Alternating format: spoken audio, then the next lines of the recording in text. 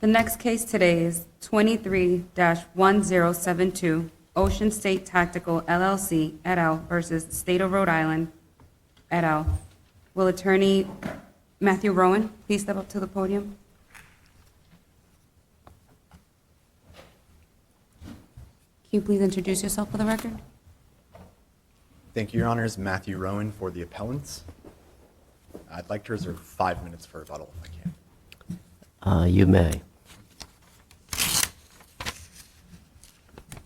The Supreme Court's decision last June in Bruin worked a revolution, wiping the slate clean and reorienting Second Amendment jurisprudence around text, history, and tradition. What is not revolutionary, by contrast, or even new, are the feeding devices and firearms that Rhode Island now bans. Could you get the microphone a little closer? Thanks. Is that better? Semi-automatic firearms first came onto the scene in the late 19th century, as did the devices that feed ammunition into their firing chambers and allow them to function as intended. But they were very different then. Respectfully, no, Your Honor. I mean, so if you want to look at firearms that are the most copied pistol that's still on the market today is the Colt Model 1911 that came out in 1911, and that's a semi-automatic pistol that comes with a detachable magazine. And there have been lots of technological developments that have happened over the last 100 years, but notably, those aren't the things that House Bill 6614 restricts. No, but it's the combination of things that makes for the dangerousness of the weapon, and certainly there's quite a bit of difference between an assault weapon today and one 100 years ago. Respectfully, there's not that large of a difference between, for instance, a Browning high-powered that came out in 1935 or an auto ordnance semi-automatic rifle that came out in the 1920s. I mean, and again, what we're talking about here is simply just a restriction on people's ability to keep and bear feeding devices and firearms that come with fixed magazines. I mean, the sort of relevant similarity between arms that existed 100 years ago and arms that existed today is, under Bruin, not particularly relevant. I mean, the threshold textual question under Bruin, which is the only part of the inquiry that the district court reached, the threshold textual question is simply whether the conduct in which the plaintiff wants to engage, but the challenged law restricts, is covered by the plain text. This statute prohibits keeping and bearing a class of instruments. So the only question then is whether those instruments constitute arms. The Supreme Court has told us what, in the Supreme Court's words, is the definition of arms for the Second Amendment. The district court didn't discuss that definition. It relegated it to a footnote and then went on to ask, well, can a magazine by itself hurt anyone? But that's not the question that the Supreme Court has now instructed lower courts to ask. The definition of arms is whether something is a bearable instrument that facilitates armed self-defense. And of course, ammunition feeding devices make armed self-defense easier, which is all facilitates means.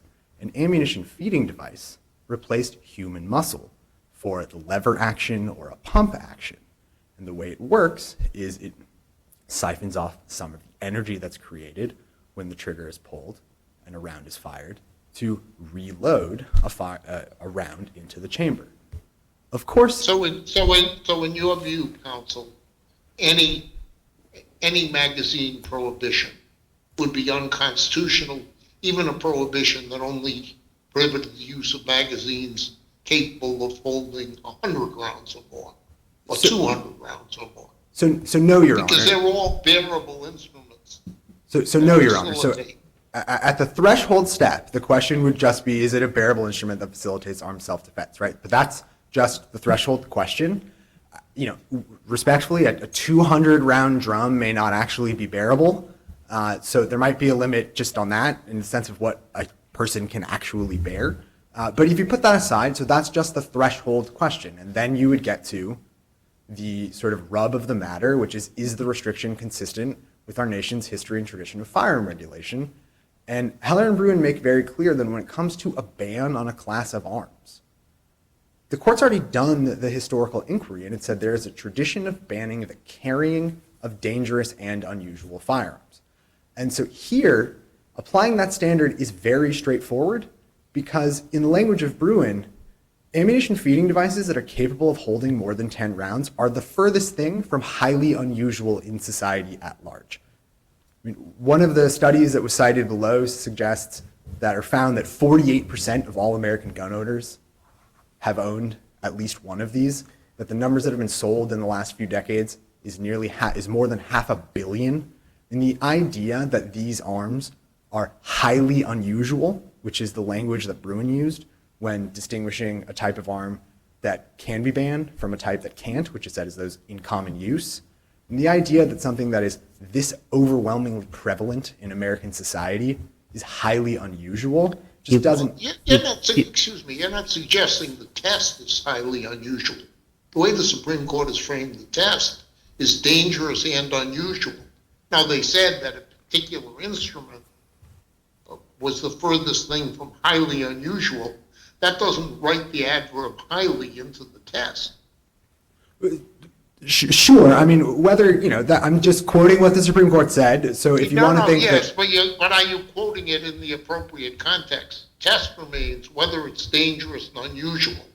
And if the record shows that a large capacity magazine is dangerous and unusual, but not dangerous and highly unusual, then that portion of the test, I suspect, would be met. Sure. I mean, I think highly unusual is actually, quite apt because what the court said in Heller and then reiterated in Caetano is that the unusual question turns on whether the arms are typically possessed by law-abiding citizens for lawful purposes. In Caetano, it was enough, as Justice Alito pointed out in his concurrence, that 200,000 stun guns had been sold in recent years. I mean, we're talking about something that is multiple orders of magnitude greater than that, and that's been on the market for more than 100 years. And so, the tradition test that the Supreme Court has set up, I mean, it obviously operates differently than the test that this court applied in Warman and in other cases, and so it might seem somewhat foreign to look at what the American people have done and have that be what drives the analysis, but it's at bottom a tradition test. So let me ask you a couple of questions. Do you read the district court has gotten to this step 2 part of the inquiry? Was the district court said there weren't arms, which, if that were correct, would end the inquiry? Correct. That's all the district court did. The district court did not reach the historical inquiry. The district So court, we don't have any fact. So if either side starts citing the portions of the record that show it's favorable to them, we don't have any fact finding on that by the district court. we don't have fact finding, but they would be findings of legislative fact, which would be owed no deference to the district court, because we're not talking about what my clients possess. We're talking about what how exists about in the world. which expert was credible or not? So credibility of experts may be something that would get deference, but not in the way that the district court applied it here. I mean, the district court credited Professor Barron on what the definition of arms was. No, but I'm asking. talking about credibility of experts on prong 2, on step 2 here. Sure, and I mean, I think on that, actually, no. No deference would be due to any expert on step 2, because that would be a legal expert. And there's one legal expert in a district court's courtroom, and that's the judge. But didn't the Supreme Court tell us that we could operate on the presentment theory that, for example, in determining what the history has been, we don't, in fact, go out and do our own historical research. We can depend on the record as presented by the parties. And if you have conflicting evidence by the parties, we would normally ask the district court, what did you think of that conflicting evidence? And if the district court said, that expert seemed shaky to me and I wasn't buying it, then that might be an occasion for deference. So there certainly are types of questions where deference might be owed. For instance, what kinds of firearms used to exist? But when you're at what we think is really the only question under Bruin, because we think that the threshold question is really just sort of a gatekeeping function to make sure you're sort of in the ballpark. But once you're at the historical analysis, unless you're looking at things like, okay, what actually existed in the world, you're asking what kinds of burdens did laws impose? That's a legal question. The Supreme Court made clear in the footnote after the party presentation discussion that Your Honor is referencing that the historical questions that it's asking there are legal questions, and you don't defer to experts on legal questions. So while there might be some circumstances in which deference would be appropriate to experts' determinations, they're pretty few and far between, and there's just no dispute that the numbers that we're talking about here are just orders of magnitude greater than what one could even plausibly call unusual. And even if you want to, walk away from the highly unusual, I mean, the typical person who possesses and uses one of the arms that Rhode Island now bans does so for lawful purposes, including self-defense. Let me make sure I understand the ramifications of your argument. I think there's, something like a dozen states that have so-called assault weapon bans. Yes, Your Honor. And the federal government used to have an assault weapon ban that expired. Yes, Your Honor. If I understand your argument, all those statutes are unconstitutional. So, yes, with some caveats. So it depends on how broadly they sweep. So, but to the extent all of them said you can't have a what is it, an AR-15 or something like that? So yes, Your Honor. I mean, the AR-15, the 24 million of them are owned currently by, somewhere between 8 and 10 million Americans. And your argument is it's too late for the people's representatives in their various legislatures to do anything about that. So I don't think too late is the right way to think about it. I mean, when you're talking about a tradition test, of course you're going to look to the past. But when it comes to arms that have been on the market, here we're dealing with arms that have been on the market for 100 years. And we know what the tradition is with respect to semi-automatic firearms and feeding devices that allow semi-automatic firearms to function semi-automatically. The tradition has been one of almost no regulation and no bans at all. And what the Supreme Court says courts are to look to in doing the historical analogical reasoning is the burden that was imposed by past laws similar in the how and the why. And as the Ninth Circuit explained in Teeter a couple weeks ago, how means how does it regulate? What conduct is regulated? And a ban regulates different conduct than any of the types of other laws that the other side wants to rely on. The other side looks to concealed carry laws and gunpowder storage laws, all of which may impose some level of restriction. But, a concealed carry law, for instance, restricts one half of the textual right to keep and bear arms. A law that says you can no longer possess these arms takes away the entire ballgame, the right to keep and bear arms altogether. That's why the Ninth Circuit in Teeter, in dealing with.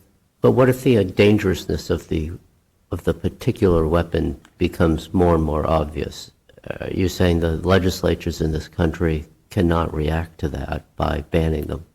Yes, Your Honor. I mean, that is clear from the Bruin opinion. But what Bruin said is we've had 12 years of courts deferring to legislatures' judgments on those sorts of things. And what we've seen is a large-scale curtailment of fundamental rights guaranteed by the Constitution. What if the legislature, state legislature says, well, we created history, we were wrong, and we're going back to what's right? Wouldn't that still is no good under? Correct, because the rights don't belong to state legislatures. The rights belong to the people. And if state legislatures want to change that right, there's a mechanism in our Constitution to allow them to do so. But the way to do that is not to curtail what the historical tradition is, because that's what the Supreme Court said the touchstone is. Let me also ask you, let's assume the Rhode Island statute, instead of banning the high-capacity magazines, had said you cannot possess more than, let's say, 1, 2, or 3 high-capacity magazines at a time. Would that still be unconstitutional in your theory? So it would be a much tougher case. So, I mean, the reason why this is an easy case is arms bans basically never happened in this country. There are the machine gun bans, which I'm happy to talk about, and why they're different, and why they actually support our understanding of the historical tradition. But other than the machine gun bans, there is no tradition of banning arms outright in this country. And with respect to these arms, we know that there's no tradition of banning them, because from the 1890s to the 1990s, 3 states and D.C. were the only ones that swept them up. And didn't Rhode Island's 1927 legislation, if I read it correctly, seems to ban these weapons because it defines machine guns as basically semi-automatic weapons? Yes, so there were 3 states in D.C., including Rhode Island, that defined machine gun to include semi-automatic weapons. So 3 states plus D.C., which sort of came later, all of those laws were repealed. The The Supreme Court's made clear that what you're looking for is in a tradition is what's well representative. And there were other states that the Supreme Court looked to in Bruin that didn't allow anyone to carry in certain circumstances, and they said that's not representative of the tradition. And we've looked at all of the cases in the Rhode Island reports, the Michigan reports, the Massachusetts reports from this era, and we couldn't find a single prosecution under them for somebody who had a semi-automatic firearm. And I think that makes sense because they were early machine gun laws. And yes, they textually, we don't dispute that there are those 4 laws that textually very clearly covered, may I continue? Yeah, yes. That very clearly covered semi-automatics, but they were early machine gun laws, and the fact that they were later repealed and replaced with true machine gun laws that only cover continuous firing with one pull of the trigger, I think, and the fact that we haven't been able to find a single prosecution under them for semi-automatics, I think just proves the point that there is no tradition in this country of regulating these types of arms. You saved 5 minutes for your rebuttal. Thank you. Thank you, Attorney Rowan. Will Attorney Rice please step up to the podium and present yourself for the record, please? May it please the court. Sarah Rice on behalf of the Rhode Island defendants. I'd like to start, if I may, with the end of plaintiff's argument, because I think it's a good place to be. First, as I think Your Honors noted earlier on, the district court did not have a chance to go statute by statute and evaluate the claims that first appeared in the plaintiff's reply brief that would limit the number of statutes that were applicable to semi-automatic weapons. I think this is important to know because in the interim between briefing, there's been a number of district courts that have considered this and have agreed more or less with Rhode Island's recitation of which statutes, and it's a little bit broader. Are you talking about court decisions that haven't yet been brought to our attention? Or Yes, Your Honor. And if you are, you should file a Rule 28J letter. We can file those as a 28J letter, but just to let you know that we sort of have this preservation problem on the front end. These arguments about those statutes that Rhode Island did raise below were not raised below, and so the district court did not have the benefit of looking at the plaintiff's arguments related to them. And it really does go to the history and tradition. Rhode Island put forward evidence throughout all stages that the minute that high-capacity arms came into American usage, they have been regulated. We started in 1866 during the Civil War with Henry and Winchester rifles and demonstrated through the use of expert testimony that these weaponry were actually prohibited from civilian use. Whenever there was danger of those weapons falling into civilian hands, they were interdicted by the United States Army. And this is really important because, as we know from Bruin and Heller, it is that post-ratification or post-founding, if you're talking about the federal government, conduct and treatment of that regulation that really lets us know what was meant at the time. So how did there get to be millions and millions of these weapons out there in people's hands if there was a long tradition of outlawing them? Certainly, Your Honor. And I think that this goes back to the 1994 through 2004 federal ban. There were not necessarily millions and millions and millions pre-1994. This is another factual issue that did not come up before the district court. These arguments were not made in depth to the district court. Plaintiffs did not put on the same survey evidence that they have presented in their briefs before the district court. Again, the survey evidence, as every town pointed out in their amicus, has been questioned before other district courts. So there are answers about the marketing and sales of firearms, the practices of manufacturers in marketing firearms that explain exactly what these numbers mean and why they might not, at first blush, sort of get to whether they're in common use for self-defense today, which is the operative question here. And I think that that's... What are you suggesting, Ms. Rice? The district court didn't consider or pass upon these materials? That would normally prompt me to say, well, we ought to vacate this decree and remand it to the district court so the district court can consider it. But I don't think that's the result that you're urging. No, Your Honor, and thank you for the redirection, because I don't think you need to consider any of these materials, and the district court did not consider any of these materials in reaching its decision. This is a preliminary injunction appeal. So the district court denied the preliminary injunction, knowing that it would have further opportunity to consider any number of evidentiary issues that plaintiffs might want to raise during full trial on the merits. And it did so for good reason. It held that the plaintiffs did not have a likelihood of success on the merits because they stumble at the first step, whether or not large capacity feeding devices are arms.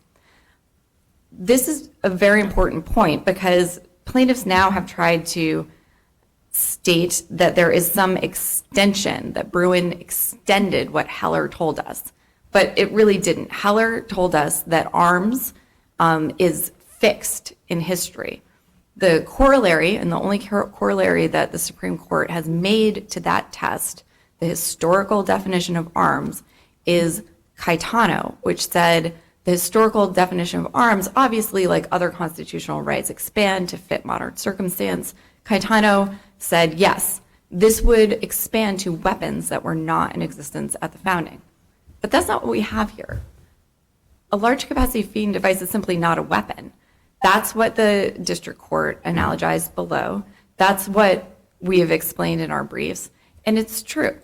A large capacity feeding device, most of which now the commonly used weapons that are not weapons, the commonly used firearms accessories that the plaintiffs talk about are owned by all, are completely separate devices from the firearm themselves. But the firearm that they own is inoperable in the absence of a system for the delivery of the bullets.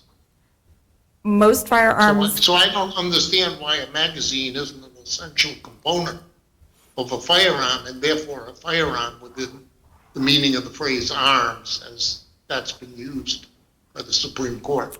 So there's a couple different answers to that. One of those is that there are firearms that exist that do not use magazines. And the district court, in fact, talks about this. It talks about how plaintiff's expert even identifies a very common firearm that doesn't use a magazine, the revolver. That was in existence then, it's in existence today. And that existence of that kind of a firearm, again, a small arms, a sidearm, something that people would use in self-defense that doesn't have a magazine, means that you don't have to conflate these two categories of things. The second is that we really are bound by the historic usage of the word arms at the time that the Second Amendment was drafted. And we know from historic usage that in dictionaries that arms mean a weapon of offense or something that's used to cast or strike at another. A magazine simply is not that. It is a firearms accessory. At the time of the founding, firearms accessories. Go ahead, Judge. So at the time, so let's look at 1790s. Suppose Congress had outlawed ramrods. Would that have been constitutional on the grounds that, well, they're not an arm, they're just used to load the musket? So I think that this, again, gets back to a corollary that I think some circuit courts have looked at in the past and found that this means that the accessory is itself an arm and would fall under the plain text of the Second Amendment. But that's not actually how we need to evaluate constitutional rights. Whether it be a ramrod or a magazine, the conduct that you're looking at when you make that constitutional evaluation is the right to bear the principal firearm. So in that case, a musket. In our case, a semi-automatic handgun. So I'm not sure what you're saying in response. Could Congress in 1790s have outlawed ramrods? So I do not think that Congress could outlaw ramrods altogether, but that doesn't mean that they could not pass a public health and safety regulation about the type of ramrod that is permissible. So I don't think ramrods really differed very much at the time. They're basically all made of the same material, but say you had a ramrod that was made out of lead, and they knew in the 1790s, which is counterfactual, they knew that that was dangerous. They could say, you cannot have a ramrod made out of lead, or perhaps it was ineffectual. That's more historically accurate. reason why they might have said, you have to have this kind of ramrod. And in fact, there's laws like that all over the place in colonial America, saying you must have this kind of cartridge box. You must have this kind of accessory, which is the flip, but it's not really any different. We were making laws about what types of weapons accessories were the acceptable and safe choice. So, But isn't that bootstrapping, Ms. Rice? Because you're assuming that the magazine is an accessory.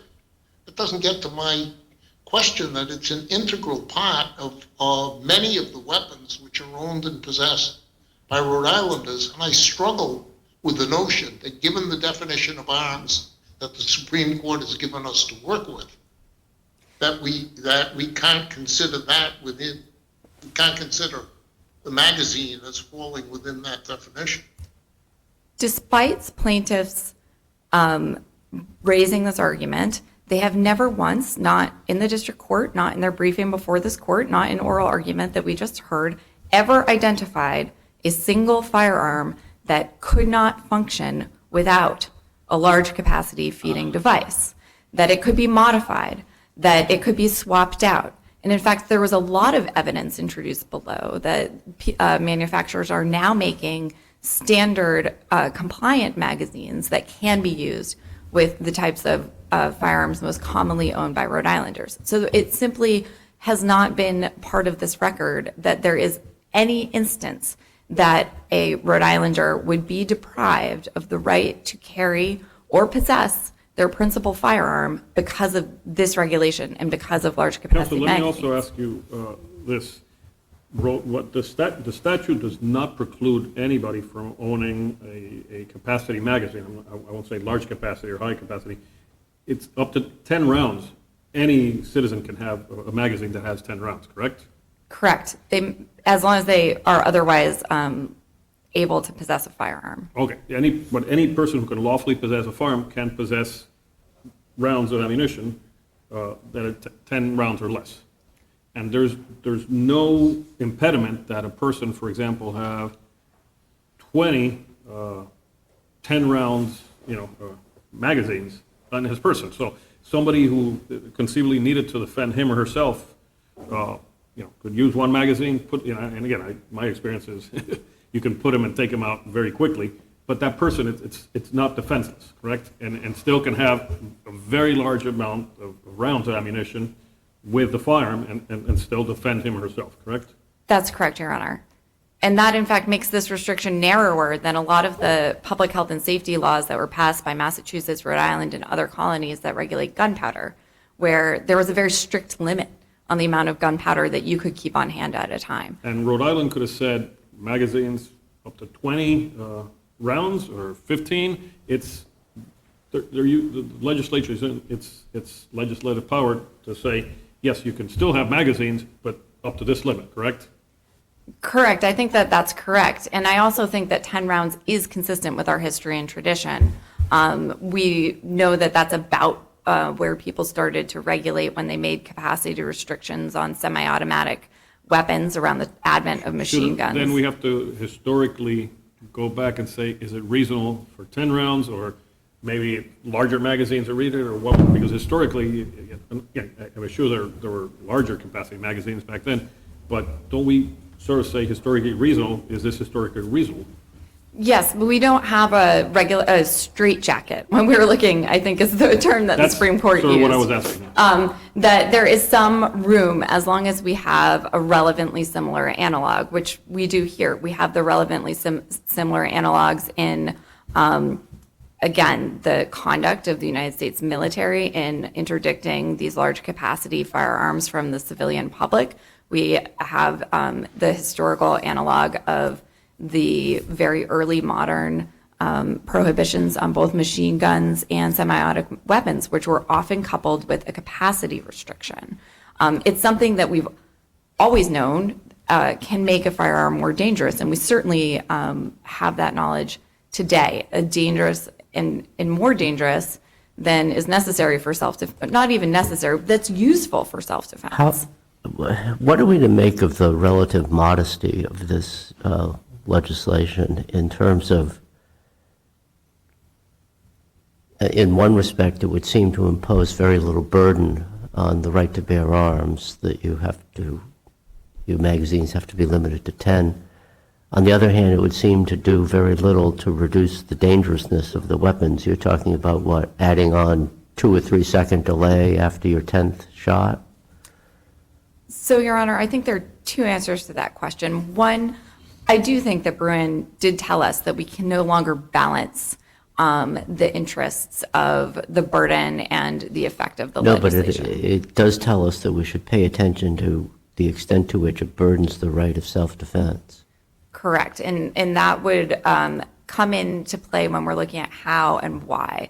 So the why here, I think, has also, again, been set forth in this record, has also been considered by appellate courts throughout the country pre-Bruin, and that is that 2 to 3 second pause has actually functionally made a difference in major mass shooting events. In Newtown, there's documentation that it allowed elementary school students to run out of the classroom when a magazine change occurred and was jammed. I think the shooting of...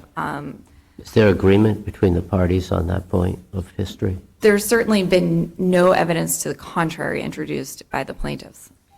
Let me also ask you, going back to my hypothetical, Rhode Island law does not preclude a person who can lawfully possess firearms from having 15 firearms in his house or on his person, carry 2 or 3 multiple firearms, right?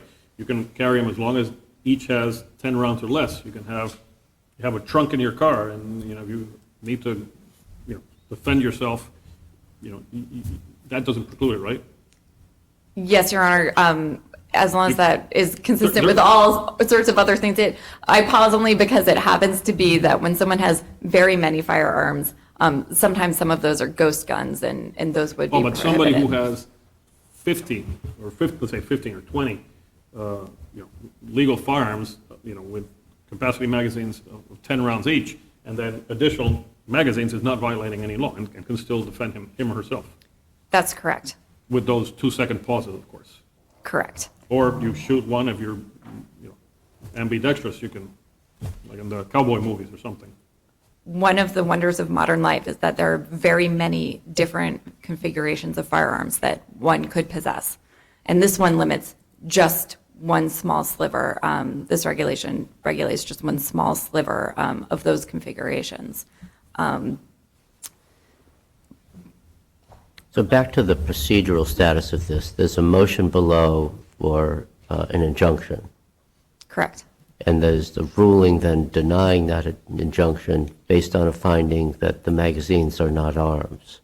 Correct. And then there's an appeal. And if we were to agree that they're not arms, then we reject the appeal.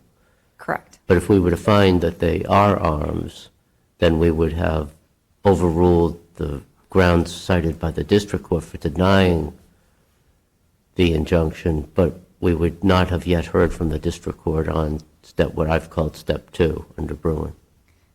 That's right. The district court did not reach it. You would have us, on our own initiative, find that that is an alternative basis for affirming the denial. Yes, Your Honor.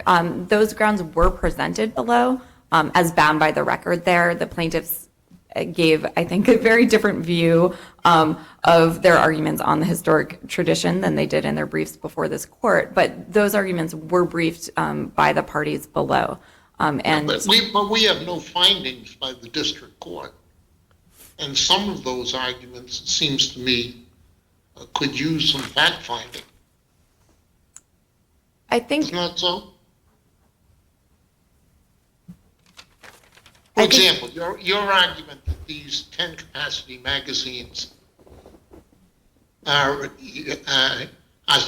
can always be replaced with lower capacity magazines and therefore are not disabling to the weapons. We don't know that, and that I gather is disputed by the appellants.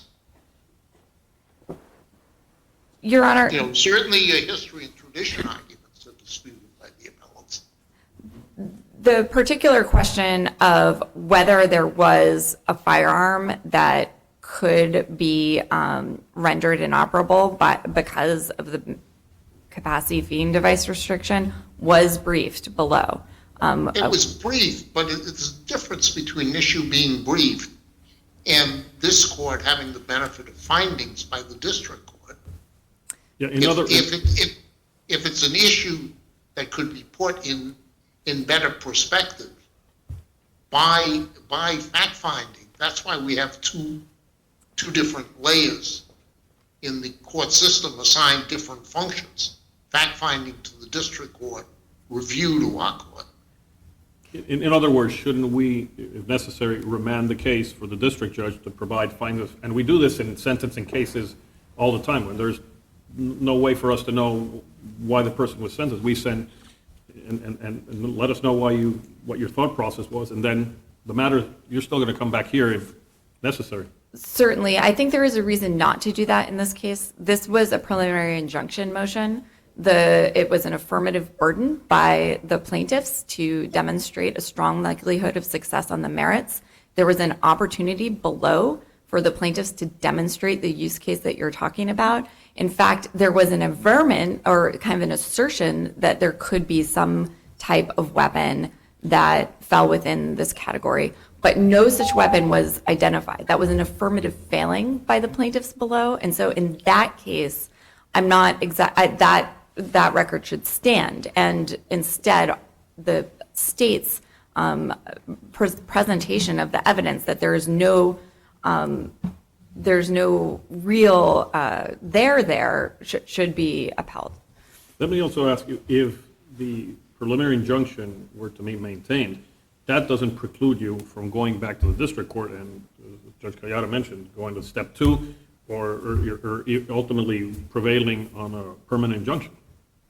That's correct, that the district court can be affirmed, the preliminary injunction may be denied, and a full record could be developed in this case, and the case could come back to you at a later date after that record was developed, even if the denial of the preliminary injunction is affirmed today. Thank you. Thank you, Your Honors. Attorney Rowan, please reintroduce yourself for the record. You have a 5-minute rebuttal. Once again, Matthew Rowan for the plaintiffs. Just a few quick points. I want to start with a methodological point. So I heard my friend on the other side say that the plaintiffs didn't put on evidence on types of laws and that the plaintiffs didn't put on evidence of replaceability. Respectfully, it's the government's burden under Bruin. Bruin says that it's the government's burden to demonstrate that its law is consistent with history and tradition 26 times. It's very clear. Well, that's for final judgment, right? No, it's for final adjudication of the case. But what about for an injunction? That was a motion to dismiss in Bruin. And so, and the legal standard that applies is the same on 12b-6 and it is under a preliminary injunction and a permanent injunction. The legal standard is the same. The plaintiff's threshold burden is slight. All the plaintiff needs to show is that the conduct that they want to engage in that the law restricts is covered by the plain text. For all the reasons I've already explained, I think we're clearly past that here. And then it's the government's burden to come forward with their theory as to why the law that they've passed now regulates in a manner that's consistent with history and tradition. And respectfully, they don't have any historical analogs that regulate in anything close to the same way because none existed. And I'd commend the court to the Teeter case where we filed the 28J letter that looked through all of the laws that they've cited and said none of them is relevantly similar to a ban on a class of bearable arms. Let me ask you, if we were to affirm the preliminary injunction, as I was asking Sister Counsel. Well, no preliminary injunction has been entered. So, I mean, okay, so but if we affirm right now. Well, I would ask you not to affirm because the district court ruled against my clients. So if you were... I mean, if we reversed, I mean... Yes. What I was asking her, sorry. The case still goes back. Yes, Your Honor. So, look, could... And counsel would have another opportunity because it's to make her arguments. Sure. I mean, Because there's no record, as Judge Gallo was saying, no step 2. So that's right. I mean, what I would say is, I don't think there's a need to remand. I as I was talking with Judge Kayada and Gisellia before about, yes, there are types of issues where you want, airing by the parties and decisions by district courts. But at bottom, when you're talking about what laws used to exist and what kinds of burdens they imposed, those are legal questions. I mean, again, I keep going back to the Ninth Circuit's decision in Teeter. They specifically rejected the argument that they needed to vacate and remand to the district court because they're like, we're judges. We can look at these laws ourselves. But let me give you an example. What about, take M16s. Yes. There's some suggestion by the Supreme Court, as I read it, that those perhaps could be barred from ordinary citizens not in the military possessing. Yes, Your Honor. So And just quickly, I mean, the reason why that's so after Bruin, we know, is because it's consistent with our history and tradition of prohibiting machine guns. right, but what, in history, you have the military weapons and you have the civilian weapons. Technology changes over time and one starts to look more like the other. Well, but we're talking about technology here that's existed for 100 years. I mean, machine guns first came onto the market in the 1920s. The Auto Ordnance Company marketed them very hard. Yes, but for your 10 years. your clients don't take the position that the guns are no different than they used to be.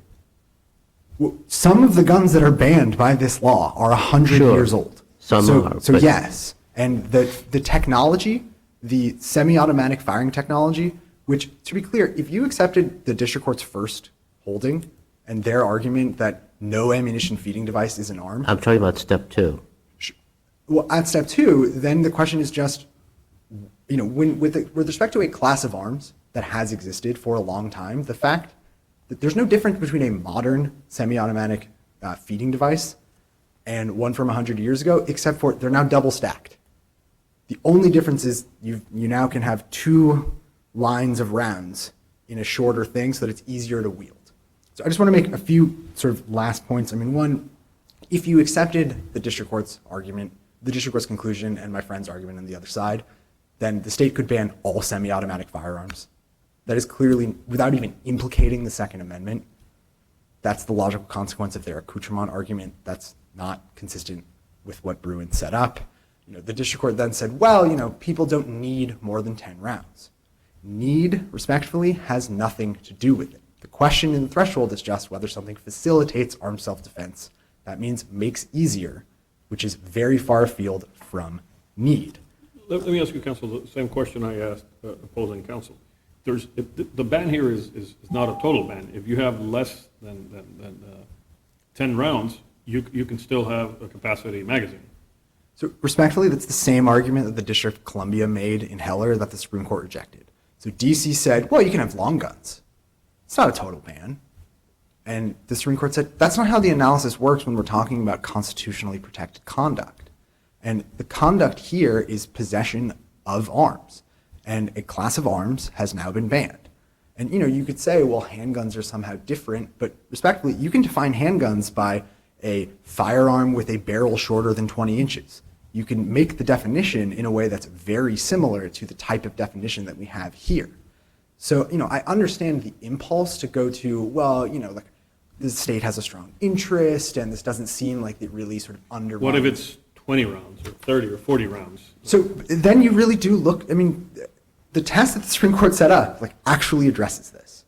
So, we don't know the numbers. I don't know the numbers offhand for 40-round magazines, for instance. So it may well be that there is no great tradition in this country of possessing 40-round magazines. And if that were true... What's the tradition? What is it 20, 15, 25? Well, as the majority in Heller 2 made very clear, it's surely not 10. That's a direct quote from the D.C. Circuit. And yes, they ruled against our position under intermediate scrutiny. But there are hundreds of millions of these that have been owned for 100 years. And so, maybe there are numbers above 10 at which the state could do that. You're saying 100 years ago, 100 million Americans had magazines? No, Your Honor. If that's what I said, I misspoke. I've said these have been on the market for more than 100 years. Right, but how many Americans possess them? Currently? No, historically. A very large number. what are you citing to say that, for instance, in 1920, that a large number of Americans possessed magazines with more than 10 rounds? Oh, so if I understood your question as over the span of the 100 years, it's a very large number. I don't know offhand what the number was in the 1920s. But How we do about the have- 1950s? So we do have AFMR sales data, and we also know in the 1950s, for instance, that the United States, But sales don't tell you who they're going to.